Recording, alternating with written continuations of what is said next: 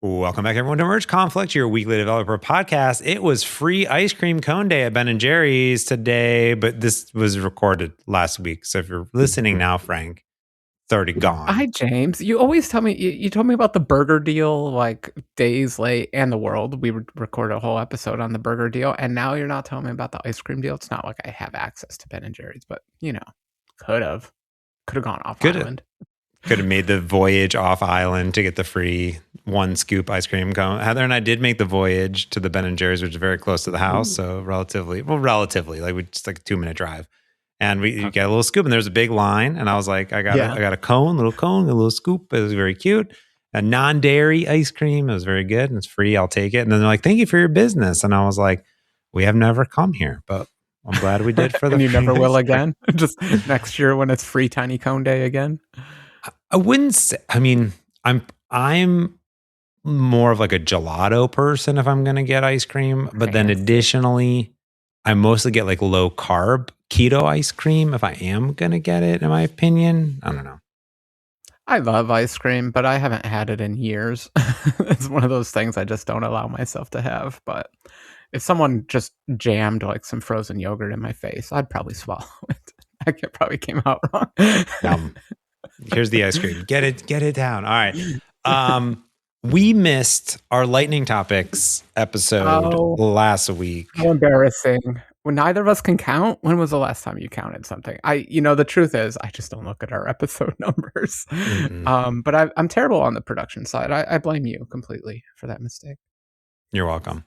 And I blame our listeners for not writing in and giving us more. No, I'm just kidding. No, stop it. We love you. We love you all. No. I think it's been fun. We do get a lot of great listener feedback and questions. And usually what we do is we roll those up into a lightning topics or things that we don't think are really going to take like a half an hour or 45 minutes. And we pump out a lightning topics where we try to cover every topic, about 6 of them, usually in about 5 to 6 minutes each.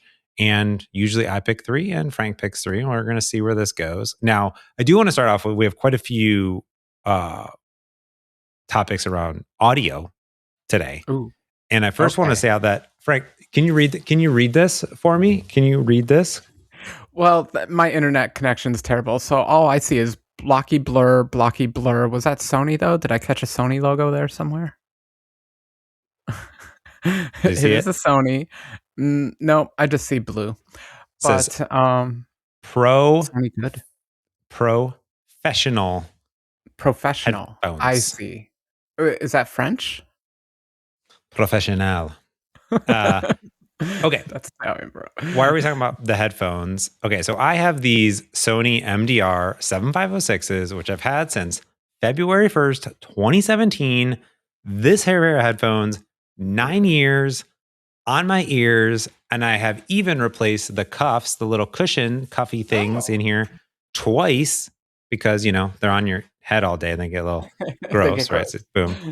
And we were talking because I have this new Elgato XLR dock MK2, which has a bunch of new crazy built-in effects into the hardware. And it has direct monitoring finally, which I can't live without. And it also has a high power mode. And I was like, on high power mode. And when I hit that, I said it says optimizes volume and clarity for high impedance headphones. And then I immediately asked Frank Kruger, what does that mean? And if it's talking about frequencies and impedances and volumes and probably things that are in iCircuit, then Frank is the person to ask. Okay. Well, I have to put a little disclaimer. Although I'm an electrical engineer, I'm not an audiophile, so I don't keep up with the biz and the trends and the what's normal and what's not normal. I can define the terms and I can tell you what I think, and I guess we can just start there. So impedance is a fancy word for resistance, which is a fancy word for how much current you get when you apply voltage to something. Impedance is more sophisticated. Please email James. It has everything to do with frequencies. It has to do with capacitance and inductance. So you've heard of a resistor. You've heard of a capacitor. It capacits. You've heard of an inductor? It inducts. It inducts, yeah. It's often used in motors. Turns out you can combine all those things into one thing called impedance. Doesn't matter, but it's a nice shorthand that electrical engineers use. We like to simplify the world into all sine waves and resistance. And to do resistance with sine waves, we call it impedance. It's nothing. It's a simplification for a world when we didn't have computers. Buy iCircuit, you won't have to deal with any of this. But the nuts and the bolts of it are all speakers, including the little speaker in your headphones, have kind of a native resistance to them. Technically an impedance, who cares? And the manufacturer is it's up to the manufacturer to say how much resistance that speaker is going to have. If you've ever put analog speakers on a stereo, often on the back of the stereo, it would say, like, please put 45 ohm speakers on here. Please put 65 ohm speakers on here. The electronics for the thing producing the analog audio, it has to put a voltage out on that line. It doesn't know what range of voltages to put out there unless it knows, okay, the thing I'm going to pump power to is, let's say, 60 ohms. And therefore, I know if I put 3 volts on it, then it knows, I'm not going to do the math, but it's going to get, 2-ish amps across the thing. And that can translate to power and all that kind of stuff. What it really means in a practical sense, though, is when you buy something that produces audio, and you have something that projects that audio, you really want to match the impedances for what they were designed for, so that the thing generating the audio is outputting the right voltages for the thing broadcasting that audio, turning that electricity into sound waves. So That's pretty cool. Yeah, so when someone says high impedance, that just means it's not standard. Yeah. Like, most consumer electronics, you go to the store, you buy some headphones. No one really knows what impedance headphones they're getting. That's because there's just roughly a standard out there, most headphones. And this is where I'm just going to make up numbers. I'm sorry, everyone. I'm not an audiophile, like I said. But, somewhere between the 40 to 60 to 70 ohms is usually what a speaker is sitting at. So there's just kind of a standard out there. And so when you go to the store and you buy some headphones, you don't have to think about it. As long as it's, vaguely within that range, the thing pumping audio to it, your Walkman, your 1980s Walkman, is going to output the right voltages for it. So when they say high impedance, that means you're a weirdo. You're using something weird, James, and we need weird voltages for your weird headphones. Well, luckily you don't. These are 65 ohm, so they're a little bit higher as far as the other ones in the series. There was like a 25, a 50, and a 65, but these are 65, so they're totally normal. I don't need to turn it on. It's totally good. Yeah, it's kind of crazy. Built into, they updated this, so it actually has a bunch of like hardware effects on the board. So it has like a low cut filter, an expander, compressor, an equalizer, like on board, which is very nice. Yeah, doing that stuff in hardware is really nice because, nowadays with digital computers, you can totally do that on the digital signal, but audiophiles love their analog, and, there's definitely a coolness, and in some literal ways, a coolness to like how it shapes the audio. And you don't get the little like tiny little stair steps that audiophiles say they can hear, but you possibly cannot hear. There's absolutely no way you can hear that stuff. Sorry, every audiophile out there. But analog's cool, and doing that stuff straight in hardware is super cool. Though I have a feeling, James, they're still doing it digitally. Everyone still does this digitally, and then they just have a little amplifier that converts that digital signal to an analog signal. I'll definitely have to look to see exactly what they're doing. Yeah, they do have some software effects, but then, with software, you always get potentially some lag going on there as well. So, and you don't want to do that high power out mode if you don't have high impedance stuff, because what you're doing then is jamming too much power through them, quickening how quickly you'll go deaf because all our ears are a finite resource and you can use them up for sure. And you'll just be at the edge of what the speaker was designed to output. So you'll start to get like the cracklies and the pops and the bad sounds because you're just jamming too much power through a speaker's just an electromagnet, which is just an inductor. And it's the same too for your microphone, right? So your microphone, if it's a condenser 100%. mic, you're going to need some phantom power. This is a dynamic mic, so I don't need it. So it's turned off. automatically. This is my first dynamic mic that I have. Yours is a condenser mic, so yours Is is it? on. Yes, definitely is. It I definitely needs it actually, to be it's funny powered. that you mentioned that because I just bought the cutest, tiniest little microphones I've ever seen in my whole life. I'm doing a little embedded systems project, and I just bought the cutest little microphone. James, if I can get it out of the plastic bag. You got this. Here it is. I don't even know how to show this. It is so tiny, itsy bitsy little Oh, cute. guy. Wow. It's a And microphone? it is a microphone and the analog to digital converter that Wow. it actually does compression on it.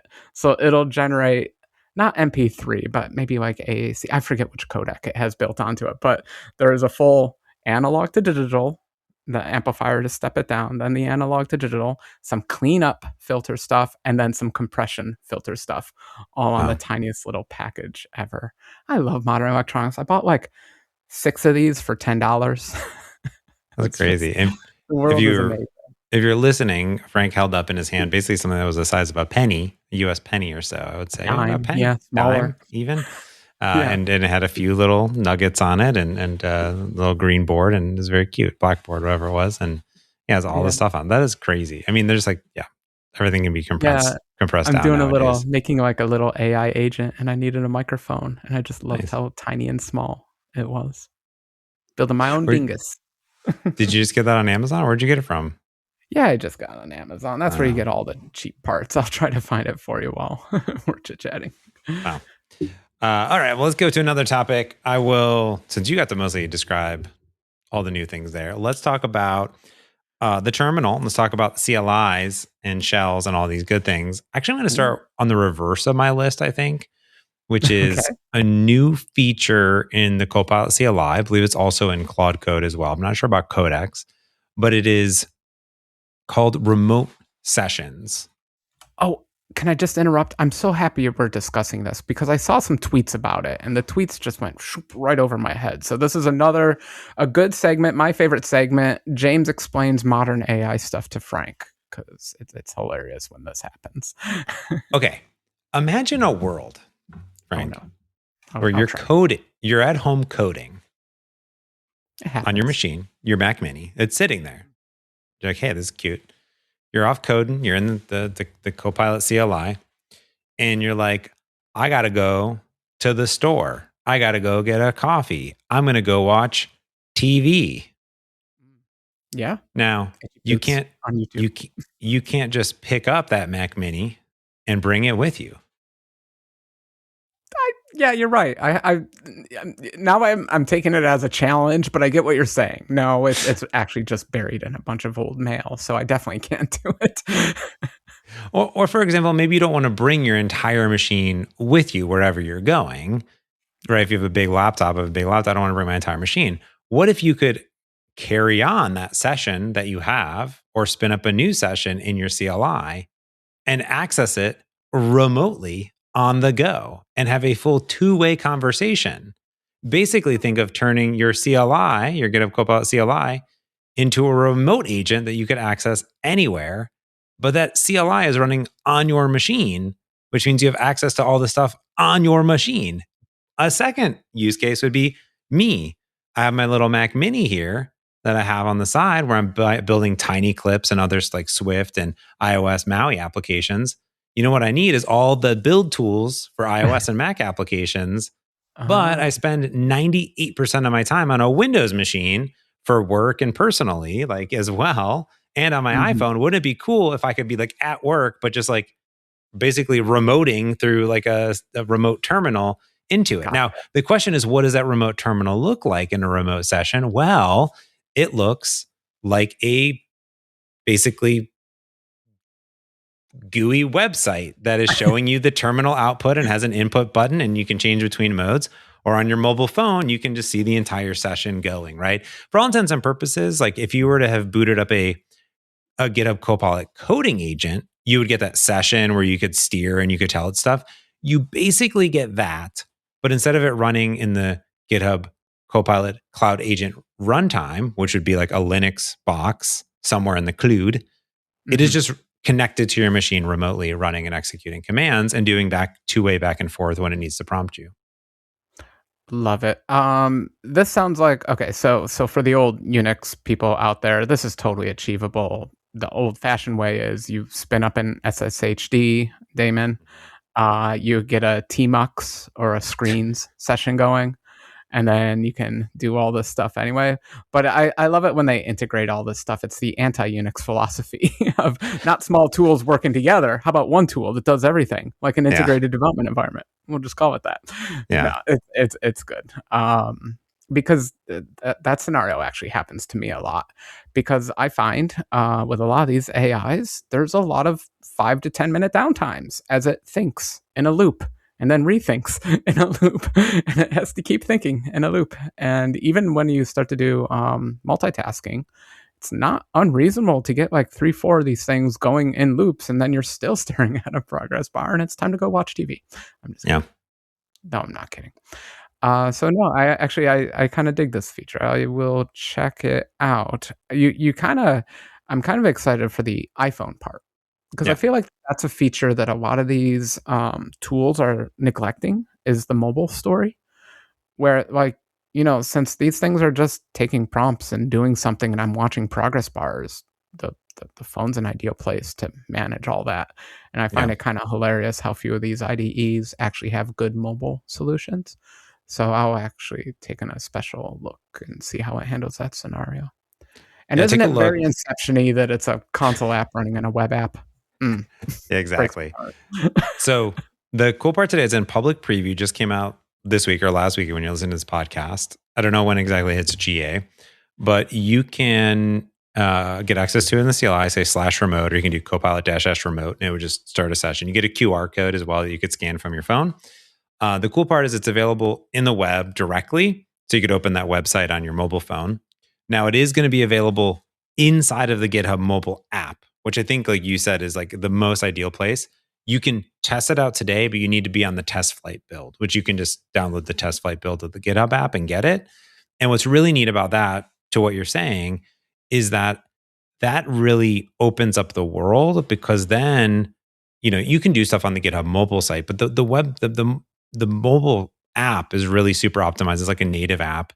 You're gonna be able to do everything in there, merge, see code, jump around, do all that stuff, and that's gonna be a really powerful like coding environment that you have to be able to like take things over the hurdle and things like that. So I'm really excited for that, because I agree with you. Today I'm already going into the mobile app, spinning off new Mm, tasks to yeah. the cloud agent, but now I just want to be able to do these things. Now, of course, the missing piece is, can you build and then run my app, and then can I like see it running on my desktop? That'd be cool too, but Yeah. one day. Well, I think the desktop's an important place because all these cloud agents, they're very cool and I love them for the multitasking or whatever, multi-agenting. But they're all stuck in these Linux environments. Yeah. And I'm a Mac developer and there's no access to Xcode and the Swift compilers or anything. Hmm. Like, especially in the cloud, you're paying 10x for a Mac operating system, but they don't even offer it. So who cares? Yeah. So I love cloud agents, but I do find them very limiting because they don't have the correct development environment for me. And it's Yeah. frustrating. So I like the idea that this kind of turns my local development environment into something remote-y. So I hope that they're taking advantage of that. And I feel like the world is going towards some bad dark directions where like we're starting to sandbox the environments, the dev environments, and those sandbox environments don't have access to all the tooling I have installed on my machine. And I'm Hmm. getting nervous about this future where um, we're not taking advantage of my local resources. Yeah. And so this seems like for me a step in the correct direction. Yeah. I like it a lot, just for the fact, like we were talking about, is I might still use a lot of the cloud agents even on my Mac apps. But what I want Sure. to end up having to do is like do all those so I can like parallelize it. And then I'll go to my CLI where I have a remote session connected to my Mac, and I'm say, hey, this PR was just open, do a code review, do build, build, do all the test verification, bingo, bango, right? Because I often see that where I'm spinning up the cloud agents because it's just very convenient, pull it down, and then like the build fails. Or like, oh wait, oh, and it can figure it out, but it's way better to just actually run the build on the local machine. Always. Yeah. So, all right. Well, it's, yeah. All right. Well, go ahead. Oh, no, I was just it just gets into that environment because, Yeah. there's the Copilot setup steps and, like, it's Yeah. hard to build up that ideal environment, and I don't do that for every single one of my projects, whereas my dev machine, it's set up, it's ready to go, just use It's it. good to go.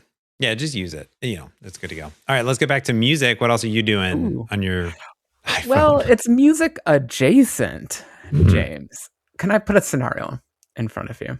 You I don't can. even know where to begin with this, but let me say my problem is I have an iPhone. And I also do a lot of embedded systems programming where I want to talk to other hardware than the iPhone. I have sensors like silly little microphones I buy on Amazon and motors and all sorts of other weird stuff. And I like doing embedded systems development for you. So you have a little microcontroller and it's talking to little pieces of hardware and all that. But a real problem with the iPhone is there is no way for the iPhone to physically connect to another computer and talk to it. Have you ever really thought about it? Like, you remember the old days where people made like credit card scanners for the iPhones for doing like Yep. POS systems, and they Mhm. plugged into the audio jack because that was the only way to really add hardware to your iPhone. Um, it- and then they took away the audio jack, so you can't even do it that way. And that was an analog interface. It's not even a digital interface. So you have this brilliant piece of hardware, this brilliant computer that cannot talk to any other computers without using Wi-Fi. Obviously, Wi-Fi is out there, Bluetooth is out there. You can talk digitally, but anyone who's been in an EM noisy environment knows just how flaky, or if you have something that's under acceleration like a robot, Wi-Fi doesn't work well. Yeah. This doesn't. So I've always been a little bit sad that I could never actually add hardware to my iPhone. But then Europe came, and Europe made Apple put USB-C connectors on the iPhone. That's And correct. then Apple, with their good willingness, their generosity toward all of humanity, decided to not just make it a USB-C port, but make it a functioning USB-C port where you could Mm. actually plug in a mouse and a keyboard. I'm like, oh, isn't that interesting?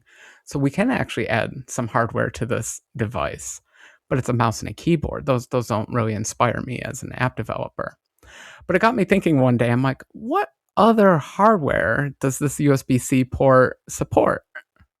Don't say that 10 times quickly.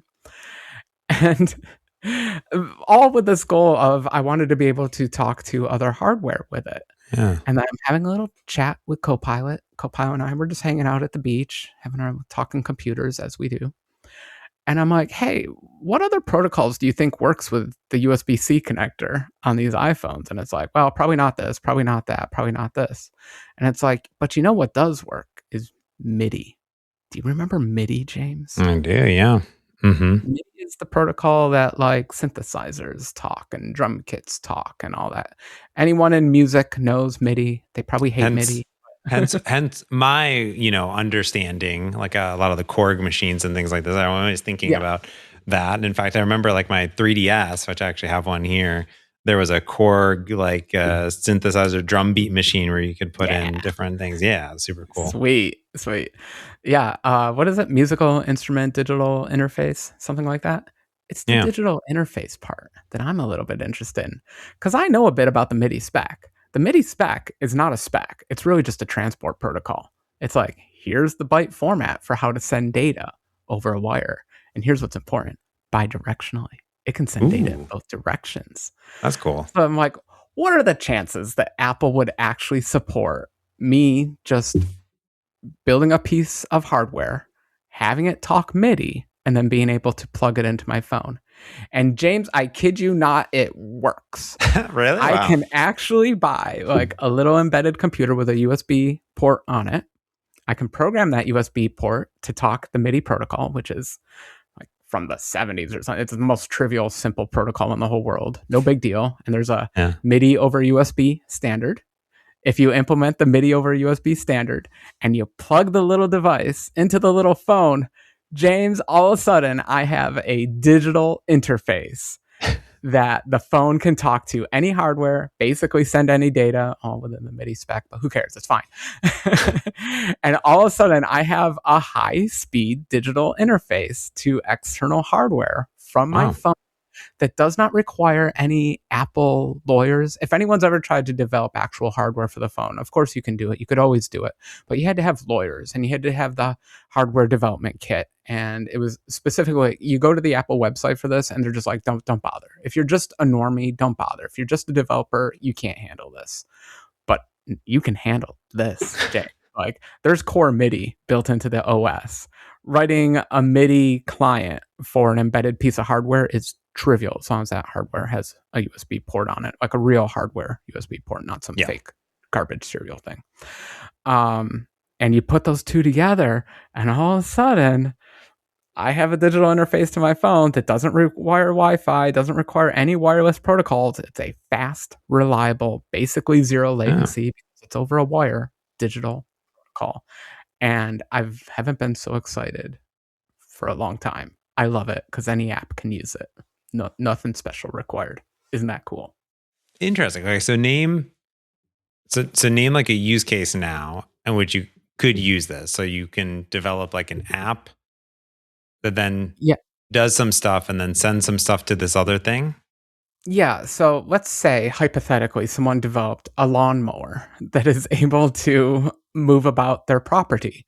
And let's say, hypothetically, they want to run some advanced neural networks on it to do some digital image recognition because Apple's got some amazing neural processors on the phone and some beautiful cameras and some localization stuff.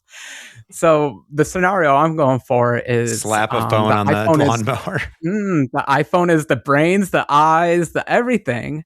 And the embedded stuff is the low-level motor controls, reading sensor data, and you create this bidirectional channel between the robot and the smart thing. That's cool. So now I can just plug my phone in, and my phone can take control of that robotic core. There's a million other scenarios, like interfacing any hardware to the phone is now trivial. That's the scenario I'm going to use, though, is to make the phone control actual robots. That's cool. That's cool. It is. Yeah. It's super cool. And yes, cool. I know you can do it over Wi-Fi. I get it. But Wi-Fi is flaky. Trust me. Yeah. Especially when you have something rotating a giant cutting blade. it's like scary. I got one of those smart locks, the Eufy locks or whatever. And like I had it connected. It's only 2.4 gigahertz. So I connected it to my strictly IoT 2.4 gigahertz band. And it was like super flaky. Like what's something with the range, the signal, the batteries died really quick. I was like, all right, fine. Connect to the combined 5 and 2.4 gigs, and because it's stronger boosted or whatever. And now it's fine. It's like, that doesn't even make any sense. The Wi-Fi router is right here and the door is right there. It's just like, dude, it's like, and your door is not accelerating up and down hills and going 0 to 20 in 3 seconds. Like it's in a very stable Wi-Fi environment. All the wireless protocols have acceleration problems. Anytime you accelerate the object, the transmitter or the receiver, you'll get breaks in the communication. So, I mean, just walk around. Things, that's not good. Just walk around your house and you'll see like up and down, this and that. So you're like, it worked. That foot didn't work. It was weird. Left and right. Yeah. So this really excites me because I can actually connect hardware that I love building to iPhone apps that I love building. So my two favorite worlds can talk to each other efficiently and reliably now. Well, let's talk about some other hardware, but in this world, the hardware that's gone missing. Frank, at the same time, we're going to take our left wrists. We're going to put it on camera. So you're going to like punch up. Ready? This is going to be embarrassing. Okay. All right. Yep, ready, James. Ready. 3, 2, 1. Well, you got nothing on your wrist either. Oh my gosh. Is there something on your right wrist? Oh my gosh. No. Oh, wow. Okay. Well, wow. Crazy. Interesting. Well, I know what you're going to say though. Yeah. That's why I didn't want to do it. Very fascinating. Well, go ahead. Neither of us is wearing jewelry. Neither of us have cuffs on. We are very plain men. If you're listening, Frank and I both held up our wrists at the same time, and there was nothing on it. There's no jewelry, no accessories, and specifically no Apple Watches. Now, I don't know what's going on in your world, Frank Kruger. Maybe said Apple Watch fell into the bottom of the lake, but Heather and I decided to make a conscious decision about a month ago encouraged by a few other friends to drop our Apple Watches. In fact, my Apple Watch is now a $55 Apple gift card because I've traded it and I've Wow, sent it you off. really dropped it. You dropped it It's all the way gone into the Apple Store. all the way into the Apple Store. Oh, darn. Return to sender. This is a sensitive topic for me, so I want to hear your reasons for dropping it. But I'll say my reasons are I just don't find much utility in the watch when I'm just sitting around home.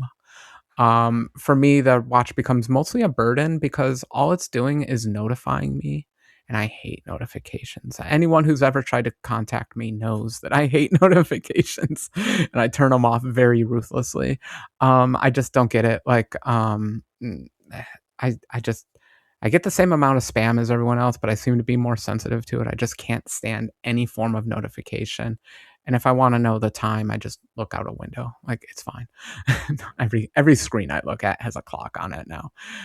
Sure. So I still use the watch when I travel because that's the time where I don't really want to pull my phone out of my pocket all the time, but I just want to check something super quick. I do find a small amount of utility in the watch, but I find overall, Apple has just dumbed it down to such a level that it's just an annoyance device for me most of it.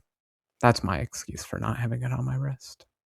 That's pretty good. It's Heather and I both actively basically turn off as many notifications as we can, right? You know, like you can really not mirror anything and not really get anything, almost anything. But You're they gonna find get a stuff. new notification. Every software update, they find some other way to annoy you with some Sure. Apple ad. Hey, a new episode of Severance is out. I'm like, I don't care, Apple. You should care, but yes, Okay. I hear you. Yes. No, I think for us, I've pretty much don't really use the watch faces for anything. Like I have like the weather. I had the weather on there. Mostly what Heather and I were using the watches for were just tracking fitnesses and All right. workouts. Fair. So we would close our rings and we didn't really use the watch for anything else. We never used any of the apps on it. We never really used any of the notifications on it. Maybe the tides, which again could just be on my phone because it should Tides are have the cool. tides, not like I know. it's mystery science Sure, there's theater a over here. million widget apps out there for you. Yeah, we never used any of the other things on the we never really used the walkie-talkie feature. We never really used any of the other stuff. That never works. It never works exactly, and he never notifies the other person because they have the notifications off. So it's like this chicken and egg. So I decided, like, is this bringing value and joy in my life? Because what we ended up finding was, are we artificially just being like, okay, like every time we go on a walk, it's like start your watches, okay, end your watches, like make sure you stand up. Like I'm already standing, I'm already doing stuff, I'm already working out, I'm already doing these things. Is it actually giving me that extra motivation to do more? And I think the answer is pretty much no, because we are already walking Millie every single day. I'm already riding my bike almost every single day. I'm going to do those things anyways, whether I have the watch on or not. So I did an experiment for a few days and I said, I'm just going to take it off. And Heather took hers off for a week or two. And I was like, cool, I'm just gonna send it in. Got rid of it. Boom. One less thing to charge, one less charger to bring. Bingo bango. Yeah, And it's fair gone. enough. I never wore watches before this. I will say after a month, am now trying to look for the time on my watch. So I don't know if I'll get Interesting. another watch or not, but my phone is with me at all times. So there are a few occasions where I'm like, but I'm not finding myself, oh, how many calories have I burned today? Oh, how many times have I stood today? Oh, how many times? And that's what it was artificially inflating those numbers of like importance to me where I'm already doing those things. So yeah. I'm gonna call that healthy. I don't know. For me, I find like going for a walk or a jog is a nice break from technology. So Yeah. I still like to do like run. What do I use? Runkeeper, is that an app? Yeah, I think I use Runkeeper. And that's like force a habit, and I just like that because I'm dying out there. I want something to regard my exertions. But it's funny. I never did the health tracking on the watch because it wouldn't sync properly with the phone, and that as an Mm, engineer drove me nuts. The mm. way the phone, you start an activity on the watch and it wouldn't start the activity on the phone, and it was so maddening that I stopped wearing it just because of that bug. I was like, I can't handle that bug. But I'm gonna say overall, I'm just disappointed that Apple nerfed that device completely by never allowing developers to write watch faces for it. I know we can put tiny little complication rectangles on the watch faces, but they don't update very well. They update sporadically. You can't animate anything. I find Apple's watch faces overall to just be ugly. I've tried them all. I've been using the watch since pre-beta. I was invited to Apple to in one infinite loop to go program watches before they were even released. Just it's one of those devices. It just never worked for me. So I think I get where you're coming from, and sadly, I got to that point about 5 or 10 years ago. Yeah. And I think the one missing important fact that I'm now don't have on my body is the other sort of emergency features of the Apple Watch, such as heart attack sensing, and I think that's what one of them, because your heart rate goes and spikes up. There's False also positives. There's just so many false positives. If I was having a heart attack, I'd be like, well, it's probably just a false positive. yeah, That's I what mean, that it'd be does. good to know. Fall detection. It'd be fall detection. If I'm on a bike, I know when I calls fell. Heather. I mean, I do know if I fall. So, Trust me, I know when I fall. I've never tested those features or had to. Fingers crossed, knock on wood, Yeah. right? So I do feel like there's all these other features of emergency features that could be nice, but then if my phone's on me, it should probably also know too, in general, if I'm doing some fall or crash detection. So, And I'm being a little facetious. Like I said, I do wear the watch when I go to the mainland because the mainland is a dangerous, scary place, and I need all the protections I can get. there you go. So I still put the watch on in those times, but when I'm around the house, I just don't get any benefit from it. Yeah, and we always bought the intro level one. So we bought the Series 3 originally, and then the SE2. So it's we're ever buying the upgraded ones. So I think it was a good experiment. It was several years that we had them and traded them in and got value back from them. So I'm interested if other people, I know a few other people in my life have finally dropped the watch because they're not getting the extra value out of it, and it's one more thing to worry about all the time. So interested to see what happens down the road with these watches. But a lot of people have them, Yeah. that's for sure. And I should say, I'm not even against wearables. I think that there is a market for wearables somewhere. Mm-hmm. I think watch just wasn't it for me. It hasn't been the right thing. And for me, it's not notifications. I don't want notifications. If there's going to be a wearable that I actually wear all the time, it's got to not have notifications, specifically not have notifications on it. Yeah, I think so. All right, we got a few minutes before I have to eat dinner. Let's think about back to the CLI. I'm going to talk about Windows Terminal a little bit here, Frank. Terminal runs shells, and then the shells run DOS. commands. DOS, command.exe. Yeah, I remember DOS. C:\/ batch basic. Yeah. I remember. Did they advance between DOS 5? What version of DOS are they up to? No, the Windows terminal. You know how you have terminal on Mac? On Windows, you also have terminal. It's called the Windows terminal. It's called command.exe. It's a subsystem. No, not CMD. That is the command prompt. It's a whole subsystem. That's how fancy it is. It is, so they've adopted the Unix philosophy. They've added terminals since command.exe, but command.exe is a classic terminal properly on the operating system. And the reason it's always been in a janky window is because it's not actually running Win32. It's actually a full different subsystem. It's a weird, cool feature of Windows, in fact. Now, you can run CMD from inside the Windows terminal as well. Just to get the whole Inception thing. I'm sure you can put that in a web page and then get it onto your phone.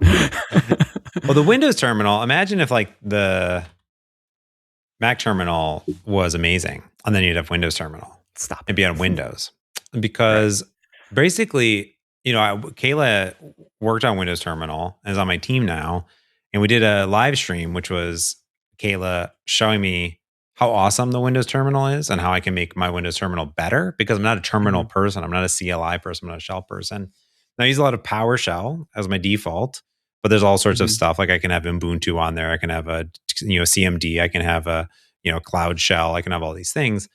What's really powerful about the Windows terminal is that there is really advanced settings and sort of default um, interaction models, appearance models, color schemes, tab. There's like a whole tab menu. There's Yeah. extensions, and then there's profiles. So every different shell that you have is a profile. So you have like Windows PowerShell, command prompt, PowerShell itself, maybe the developer command prompt, the Visual Studio debug console, Ubuntu. And then you can create these profiles though that launch certain things and then run commands. So I have a Right. new GitHub Copilot profile that immediately launches into GitHub Copilot CLI using PowerShell automatically for me. So that'll load up my own my Posh. Or for example, might have a GitHub Copilot that launches, but then launches into a specific folder of one of my projects that I'm working on. Like you might have an iCircuit profile, but it's all cascading styles and settings basically. So you can have a default, which is like, I want everything to use this color theme. I want everything to use these fonts, this font size, this weight, these glyphs, all these Mhm. things, the cursor shape, the cursor color, all of the Yeah. transparency, all these things, padding. And then you can override those on every profile. So you can easily reset and do these things, which makes it really nice in general to have like, here's the color scheme. You can have these custom color themes. They're all really good, light and dark theme. But the thing that she showed me today was two things. One is when I'm inside my tabs here, there's this drop down to do new, and you can customize that drop down to the order, to the preference of like how all of your different profiles show up. Cause you Oh, might have a okay. bunch of shells installed, but I only want like one, basically GitHub Copilot or PowerShell, and everyone use the other ones. But I can have groupings and submenus that are customizable. So I can have like other shells, and then it's a flyout of all these other things. Or here's my code shells, right? Or here's my code profiles for different projects. You can customize all of the keyboard command actions. They're all highly customizable. But the thing that's really cool about this as well is that there are all these sort of advanced options. So, for example, if I have a terminal open with like 6 or 7 different tabs with different profiles, like maybe I'm running PowerShell over here, I'm running just like dotnet commands over here, I'm running like Copilot over here, and I'm running Ubuntu over here. If I close the terminal and I reopen the terminal, it'll reinflate all of the tabs Yeah. and all of the history of the tabs automatically for me, which is bananas. But better yet, the thing that blew my mind that helps me so much is that the Windows terminal, it actually allows you you can have multiple tabs, but inside of a tab, you can have multiple shells going. So you can have split views, basically, right? You could have like 8 of them all in one window. Ooh, But it's always yeah. complicated because I'm like, what's the keyboard command? What's this? I Right. got to hold down this button. No, no, no. Even better. You have an option. It's off by default, and this is going to piss off the terminal people by default. But you can right click anywhere on the terminal. You can do a find, you can duplicate tab, you can split the pane easily into different Yeah. ones, or of course you can paste. I know that the click is supposed to be a paste. There's even a paste icon there, but That's it from allows you to command.exe, split. baby. Long live Boom, command.exe. you can easily boom, just put it over there. It's just like this is the most craziest, most Yeah. amazing. And the Windows terminal is not new, right? But there's like a history size, there's bell notification. It's like so customizable. But then also it has a beautiful GUI to actually do these settings, and the settings make sense and they're applied instantaneous, right? Yeah. So like if you're making changes, it immediately applies those settings across all of your open terminal windows, and it's just like makes so much sense. It's like so cool. I'm just like, dang, like how come all the It's how come all of aren't this way? I don't know. well, that's kind of the joke that I wanna bring up is, like, I was trying to be funny in the beginning. I know I wasn't funny, but, Windows never had a great terminal because it was a GUI thing. They wanted GUI apps in Windows. The terminal was old, shells were old, and they wanted to move away from that kinda DOS world. And Yeah. so command.exe was a terminal and a shell all merged together into one crazy subsystem. A terminal is just it's a dumb terminal. It's just taking terminal codes, a binary byte stream. Talk about MIDI. It's just as archaic as MIDI, and it's just rendering character glyphs at certain locations on the screen, depending on certain command codes it gets over a serial protocol. So, like back in the day, I used Putty because Putty was a much better terminal for Hmm. Windows. But compared to the things you're describing now, it's funny how the Windows terminal, even though it's kind of it's old but new. It's relatively new, but it's old now because it's been around for a few years.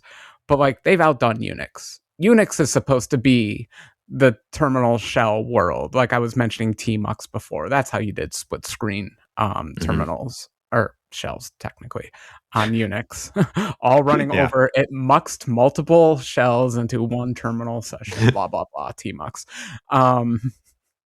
And it's funny to see like Windows just outdoing Unix, basically. Like people make fun of the Mac terminal. I don't mind it. It has all the features I want.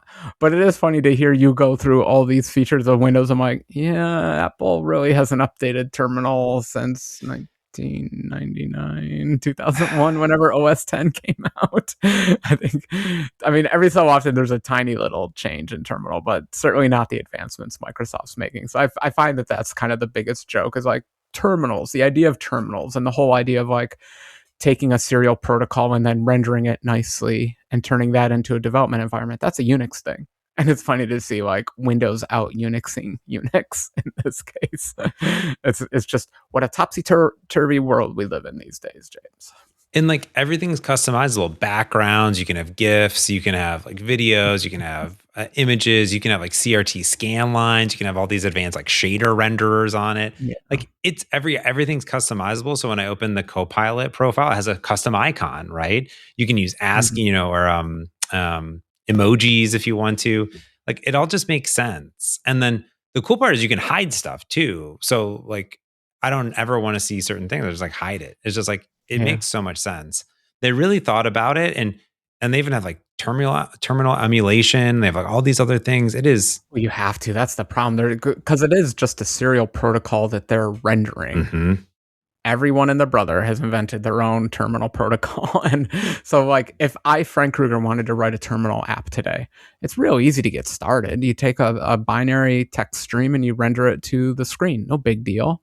But then you find out all the different terminal standards that exist and trying to make all those work together. And it becomes quite maddening, in fact.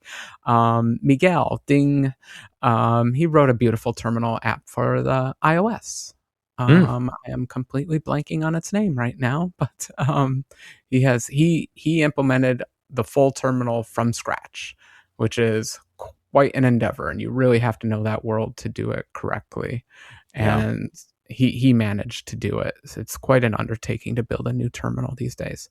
Building a new shell, any idiot can build a shell because that's just taking in commands and doing something with it, like a CLI. That's all a shell is, but implementing a terminal, you have to support roughly like 50 years of computer history to implement a terminal these days. Yeah. It's crazy. Cool. Anyways, it's super good. When I am on my Mac, it is probably the number one application that I actually miss because it is extremely good. Like, and I haven't found anything else, any other terminal. Because I just use PowerShell on my Mac inside of terminal. Of terminal. So I use PowerShell everywhere as my shell, which is great.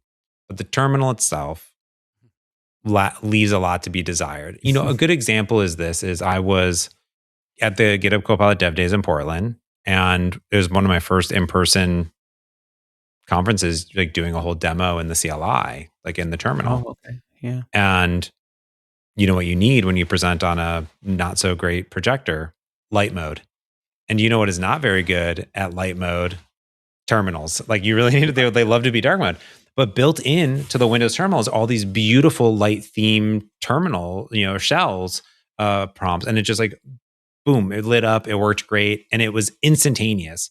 And my poor friend Christopher, who is on a Mac using the Mac terminal, he's like, he couldn't do it. I was like, it's fine. Just like, blow up the phone. For the record, the Mac terminal always started out in light mode for decades. But trying to get it to change, I'm just saying, it's like a pain in the butt. It is funny. The settings system for the Mac terminal is archaic and confusing. Oh my gosh. It's so crazy. I have been using that terminal for many years now, and I still get confused. I'm like, just turn the stupid color. I know. Like, just change the font. Then do I gotta close it? I gotta open it? What do I gotta do? Like, in the backwards compatibility thing, they just refuse to change how settings work. One day. All right, everyone. That's gonna do it for this week's Merge Conflict. I'm gonna go eat some pizza. So until next week, I'm James Montemagno. And I'm Frank Krueger. Thanks for watching and listening. Peace.